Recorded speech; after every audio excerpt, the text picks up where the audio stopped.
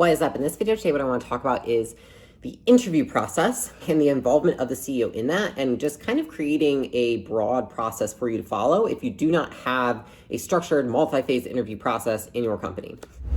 This is top of mind for me because I was actually at dinner with a CEO the other day, and I was asking him about his company and everything that was going on, and had pretty slow growth. It seemed like it had stagnated a little bit. And then I started asking a little bit of questions about the team because it seemed like he felt like he had a lot of people he needed to fire. It seemed like he was actually really unaware of that. You know, there were people in leadership that, he was saying, these people, the rest of my team saying I need to fire these people now.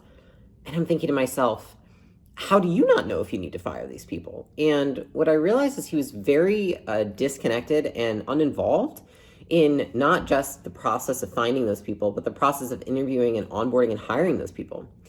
And I think this is why, people like Howard Schultz, people like Gary Vaynerchuk, people like Jack Welch, a lot of them will say, hey, I interviewed the first 1,000 employees. And, until we got to 100 people, I interviewed every single person. And then after that, they still talk to the people when they come on. And this is something that I practiced until I had, a C-suite in place that could actually do those things on my behalf. And so for the better part of, 4.5 years, I was involving myself in most of those. Obviously, there's exceptions. Like if you have, for example, we have a big sales team and they go through a lot of people on the front end and, often filter out people in the first 30 days just based on, the size of the team and how that works with funneling people. Besides that, most positions, ones that are not in that situation and aren't expected to be, you want to involve yourself with. I see this a lot, which is really interesting to me because I think a lot of people who are, below, this is the irony of it, that are below 20 or 30 employees don't involve themselves in this process. And they might be thinking, well, I don't need to involve myself in that. We have 20 or 30 people. The reality is I don't think that they can get above 20 or 30 people because they're not involving themselves in that. And instead, they're just spending all the time, coaching and firing people because they haven't hired the right people because they were never involved in the process. And so it's really interesting to observe, and my camera keeps moving. I think that it's something that people overlook because they don't like doing it, right? They feel like they're not good at it. They feel like interviews are awkward, et cetera, et cetera. So I kind of want to outline a broad interview process you could use it really for any role. And I obviously tweak these and change them for the roles that we have based on as an executive, a leader, a manager. Is it a role that, is turn and burn? What's it look like? But it's a broad outline of what that could look like. The reason that I think this is really important is because a lot of people will spend all of this energy looking at marketing and looking at sales and diving into everything that produces revenue. But it's fucked up because on the back end, there's all the people who are supporting the revenue. They're the ones delivering the product. They're the ones talking to the customer. They're the ones holding up the promises. And yet a lot of CEOs will not even take the time of day to give 30 minutes to see if that person is the right kind of person to have on their team. Do you want them to be the only impression of the company that that customer has?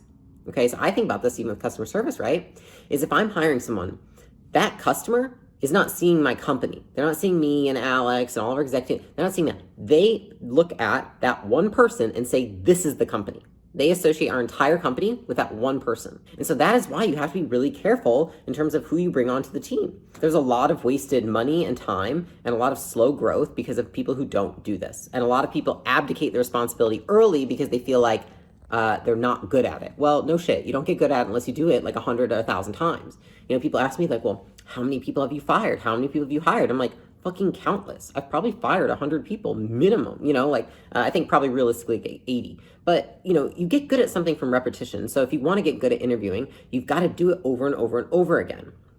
And so to give you a broad outline of what it can look like and then kind of the candor you want to come to an interview with. I like to do interviews, the process in 3 phases. I don't think that when you're interviewing somebody, you should just do one interview and be done and hire them. That's not how I do interviews, okay? The reason for that is because there's a lot of people in our company, there's a lot of different perspectives, and people see different things in people, and they can analyze different things in people, okay? And so if you're looking at what kind of process to put together, here's the steps that I would do. And this is the minimum that I would have any company that we work with or that we take equity in. This is why I suggest them minimum stakes. This is what I want to have in place, okay? The first one is that, you're getting in applications. You want to have somebody, and I typically suggest it be an admin, do a phone screen, okay? And so usually it's just a quick, it can be less than a couple of minutes, but if it's a good conversation, it might be a 15-minute phone screen. And there's 2 things that you want to gain from this phone screen, okay? You want to get one, are they a fucking crazy person? Because I've caught a lot of people on phone screens. Like, you look great on paper, and I talk to you, and you're fucking nuts, right? The second is, does this person have the desire and the qualifications that were expressed on the resume? Okay, so I'm listening for tonality of voice. Do they sound excited? Are they willing to make any time work for the interview? And then secondarily, just double checking what is on their resume. Hey, is this true? And oftentimes you'll find that a lot of those things aren't there. Either they sound like they're very disinterested, they don't remember even what your company is. Okay, that's a huge red flag. Or they're not going to make time for the interview. They have 30 minutes on Tuesday at 6 o'clock. Or lastly, you ask them about their qualifications, and it's almost like they don't remember because some people fudge it on the resume. So that's the first piece. You want to put a phone screen in place. Now, the next three pieces are the interview process itself. So this is what you would call the multi-phase interview, okay? So the first one is the first interview. In that interview, you typically would have the hiring manager do that. The hiring manager is whoever is responsible for the entire process of interviewing the person, okay? Oftentimes, this would be like if you're hiring for sales, it's a sales manager. If you're hiring for marketing, it's a marketing manager. If you're a bigger company, you'll have an HR manager who might be that person, but typically they delegate that to the leads anyways, because it's usually better to have the person that's going to be their superior doing the process. So the first interview is conducted by that hiring manager. What is the purpose of this interview? Okay, it is to validate and confirm history, experience, qualifications, and values. That is what you want to basically confer on that call. So on your end, you want to double check all of that with the candidate. On the candidate's end, you want to make sure that you set the expectations with them. Yes, they've read them. Yes, the phone screen probably included them, but you want to verbalize it again. What do you need from this role? What kind of person are you looking for? And what kind of company is this that we have? You cannot repeat things too often, especially when you're hiring someone. The last thing you want to do is that you didn't say it enough, and so they come in and they think the role is completely different than it was. Because you can have the same title for a role, it can mean something different, completely different in multiple companies. So that's the first interview that you want to conduct. The second interview is typically conducted by the hiring manager and or current employees. And the reason for this is that this is going to be a skill assessment interview. And so sometimes the hiring manager is not the best person to assess the skill based on what kind of team they have underneath of them. The second reason for that is oftentimes peers, right? When you include them in the interview process, okay, here's why they're incentivized. They don't want to work with somebody who's going to underperform. So if you bring in an A player, they're going to want to find A players to bring to work with them because they want that. People want the community. They want people that they like to work with and that are going to be productive on the team, if that's the kind of culture you have, which I would assume it is if you're watching this video. So that's who conducts the interview. Now, what are you doing in that interview? You're asking them questions about real life scenarios. You're doing strength skill matches. Okay, so you're making sure that the skills they have and the strengths they have match with what you need the role to do, right? Everyone has weaknesses. The point is, are their weaknesses going to be detrimental to the role? If not, ignore, focus on the strengths. You're checking past performance, so a lot of times asking about how they solve problems in past jobs and past careers that they've held. And then oftentimes there's one of two other things that you want to do, which is one, you want to request a portfolio. If it's a certain kind of, if it's a you want to say a product manager, if it's a software engineer, if it's a marketing designer, a graphic designer, right? You want to say, I would like your portfolio and I would like to go over that together with you on this next call. The second one is that if it's not a role that they would have a portfolio of work from, then you want to conduct some sort of assignment and then review that with them on that call, okay? So there's lots of different ways you could do this. For higher level roles, it's typically situational interviewing or questions. So you might have them write short essays on how they would solve certain problems that have already occurred or you anticipate occurring in your business. The second piece of that is you could have them actually perform activity. So often for marketing roles, for example, I'm going to ask them to build a funnel, make an ad, write some copy. I'm going to ask for that ahead of time. I'm going to say, I would like your best 3 pieces based on this criteria. And that's what you want to have done in the second interview. Is the assumption is that this person has the experience, the qualifications, and the candor to match this role. Now what you want to test is how do they actually do under pressure, right? Like in the moment, because they're going to be nervous on the interview with you. What's going to come out of their mouth? Only the truth for the most part, unless they're very well rehearsed, which that does happen. But that's what's going to come out. Same with the assignments. That's their best work that they're going to put forward.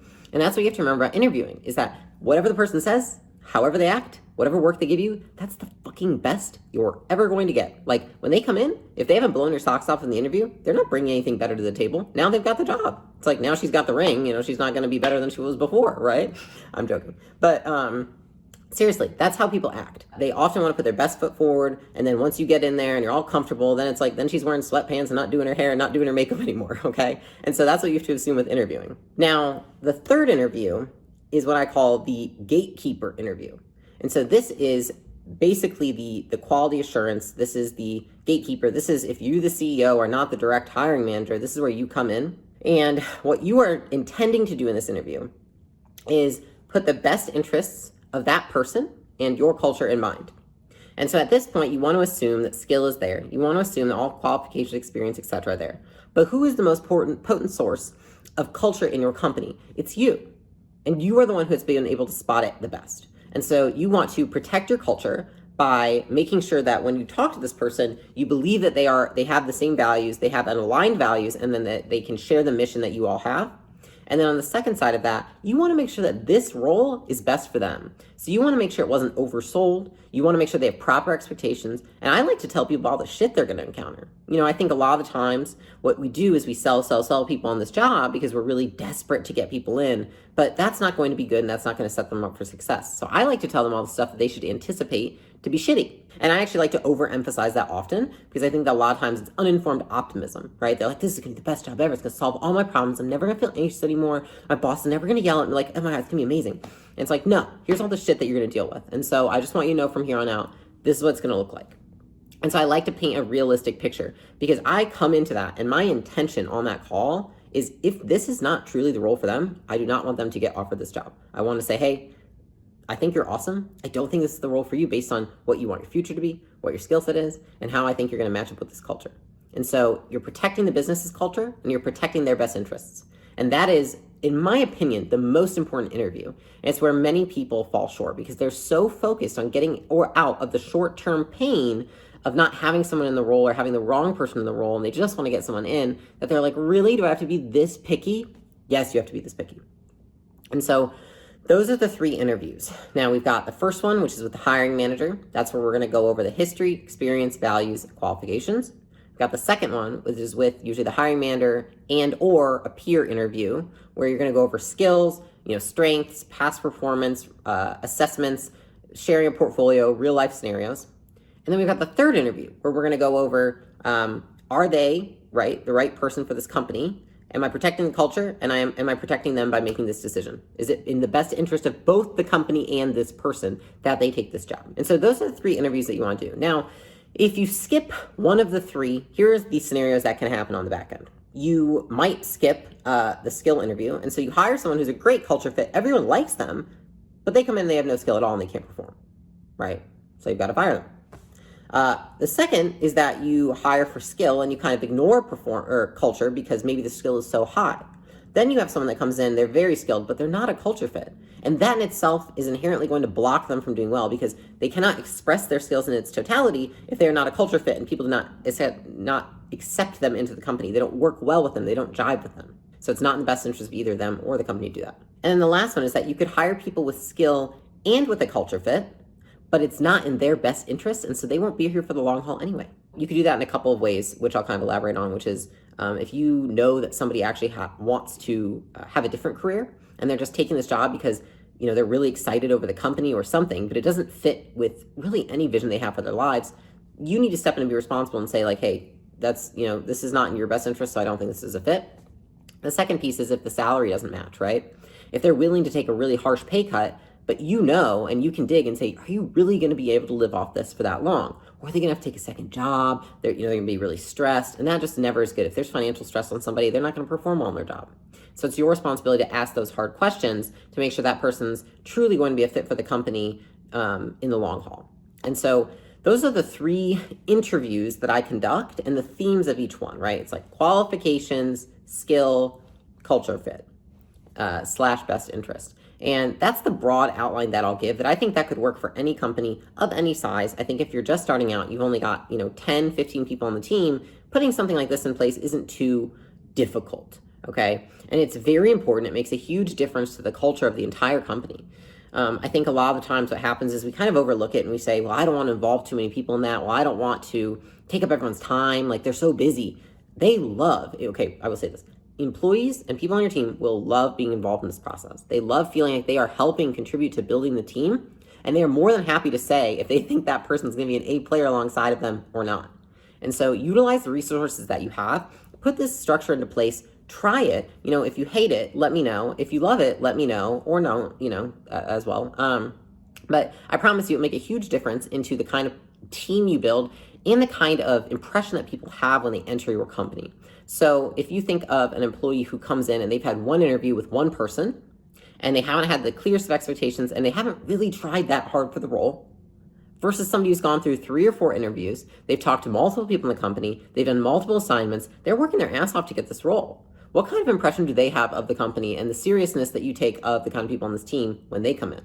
These are the seeds that you sow, and when you bring people in one way, and then it's different on the inside, they're going to notice the discrepancy. If you bring people in like this, and then on the inside, it is the way that you show it, right? And it is exactly how you've interpreted it to them, then they're going to say, oh, okay, now they're going to help you repeat this with everyone else that you're bringing in. And so it's a perpetual cycle. And so I hope this video is useful for you. I'm going to do a few more videos on interviewing because this was extremely broad, and I would really like to get into the nitty-gritty of the tonality of interviewing, how to conduct the interview, the questions you want to ask, and the conversations you want to have. So look out for that. It will come out soon, and hopefully you have a great rest of your day, week, night, morning, etc.